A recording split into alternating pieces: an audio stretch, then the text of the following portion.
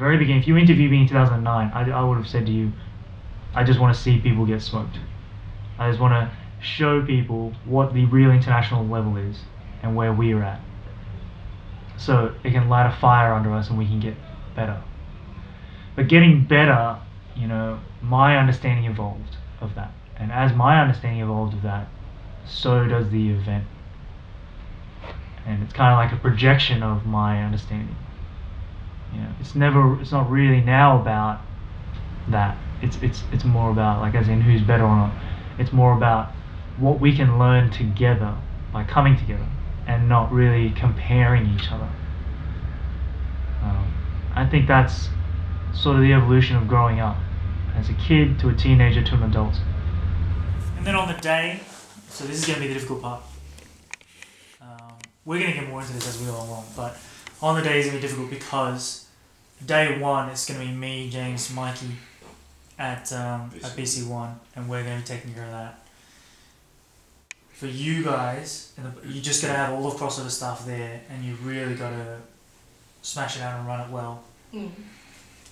Mainly because I won't be there, right? So we're really entrusting you and Bonnie to run the whole jam. Having said that, also remember Pete's there. So there is a lot of pressure. Okay? So wait, who's the MC? So you and Chucks? Yeah, so Weiwei and Chucks definitely experience it. They'll help you, but they can't do everything. You're going to have to literally be running around. Yeah, man, nah, people don't take notice anymore. They're just so saturated with entertainment that they're not looking around for what may interest them. Like, the only way that they will take notice is if it's right in front of their eyes.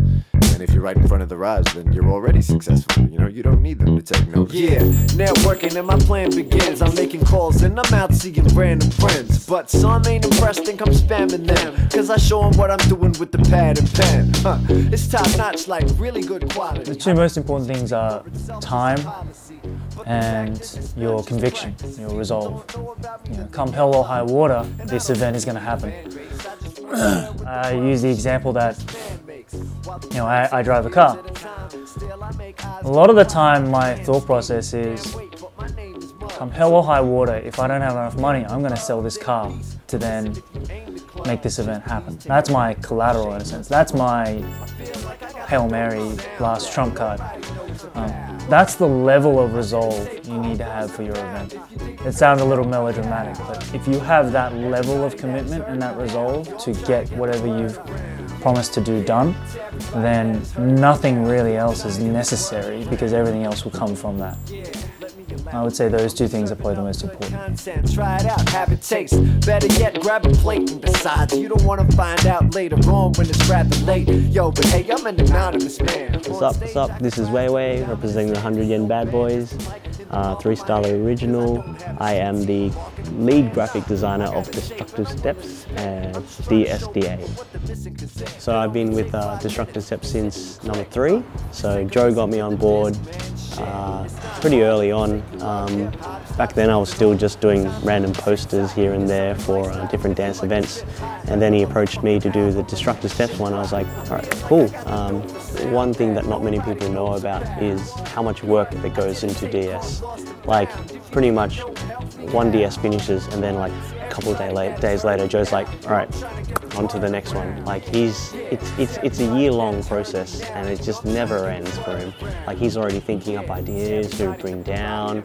Like, this, like, you know, bringing down one guest is hard enough. Imagine bringing down like 3 or 4 from each country to represent. Like, just handling like guests and battle guests and judges and organizing workshops. That doesn't, you know, it doesn't just happen like that. There's so many, like, not just Joe, like, you know, Jay organizing all the workshops and then organising who to pick up where from the airport, how to take them back to the hotel, get them to the venue. Like, that's a lot of effort and a lot of money as well. But it's a lot of effort. So I think a lot of people, I mean, I'm sure they know that, you know, Joe puts in a lot, but they don't realise how much he puts in. My name is JC. You might know me as Juicy JC. I am representing Ascension Crew. I am the web lead for Destructive Steps 7 and 8 so far, as well as the vice president for Destructive Steps Dance Association. Knowing how many people registered on the website to enter these competitions and how quickly they did it shows me how much of an impact Destructive Steps has had on the community. So, you know, you saw people from Queensland, from ACT, from Western Australia. I've even seen people from overseas register. So there's attention getting to Destructive Steps, whether it's the website or the event, but it's getting its rounds, and I think that's a really big thing. And all the work that Joe's put in, he should really proud of it. I think one thing about Destructive Steps, people probably, not even Destructive Steps, events in general, Destructive Steps more so because it's on such a larger scope, it makes it harder to think about, is venue.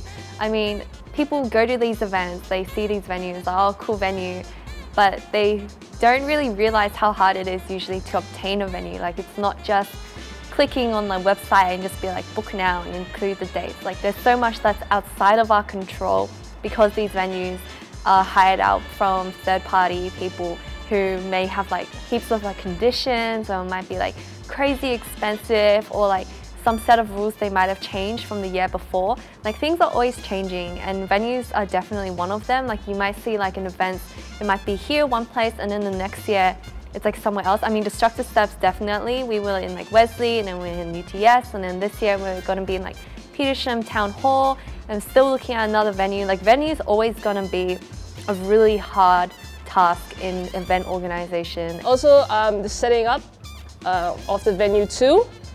You can go to an empty space and be like, oh, I'm just gonna put the table there, I'm just gonna put the DJ there. But you really have to look at it from pretty much a spectator view. How you want the people directed, how you think people will get a good view of it as well. So yeah, it's a couple of things you need to keep in mind when running jams at events. DJs are very important to the event as well. Like, to have the right DJ to play, whether for a cypher or a battle or a jam, each of it is very completely different depending on what they kind of like to play, as well as how well they know how to control the competitors or the guests. Some people, like Felix, who comes to MC now, he's MCing this year and he MC'd last year, he runs an even bigger event in Southeast Asia. So his input is really invaluable to me because he sees it from the organizer point of view, you know, and he sees it from the point of view of doing what's right and not just the easy win for the money or for the fame. And so his input's always invaluable to me. He was the one that sort of told me a lot about, you know, hey, try this next time, you know, I know you don't like doing this, but it serves a purpose. And I kind of felt like, oh, you know, and he comes from a place of not criticism, but constructive sort of criticism, and that kind of helps, as opposed to just, you know, in the past many people just sort of call me aside, just like, hey man, I want to talk to you because I didn't agree with these decisions. And I was like, well, it's not my fault, I didn't judge. And he's like, yeah, but you picked the judges. I was like, yeah, but how can I predict where, you know, so petty things like that kind of annoy me, because at the end of the day, it's like nothing I can do. You know, once a decision is made, I can't just get on the mic and overrule the judges. So sometimes I feel like people don't see the bigger picture. Like they focus on just what they want and what they get out of it. Not a lot of people understand the bigger scope. You know, and I just got back from IBE, and that's like the biggest in the world, pretty much. You know, it's like a 2-day actual hip-hop festival where they just take over a whole town. And it's like you really realize you are nothing but a grain of sand in a huge sort of desert or beach, if you will. And you realize all your problems you may have and all the grievances you have are so minuscule in comparison to the scope and size of the entire culture.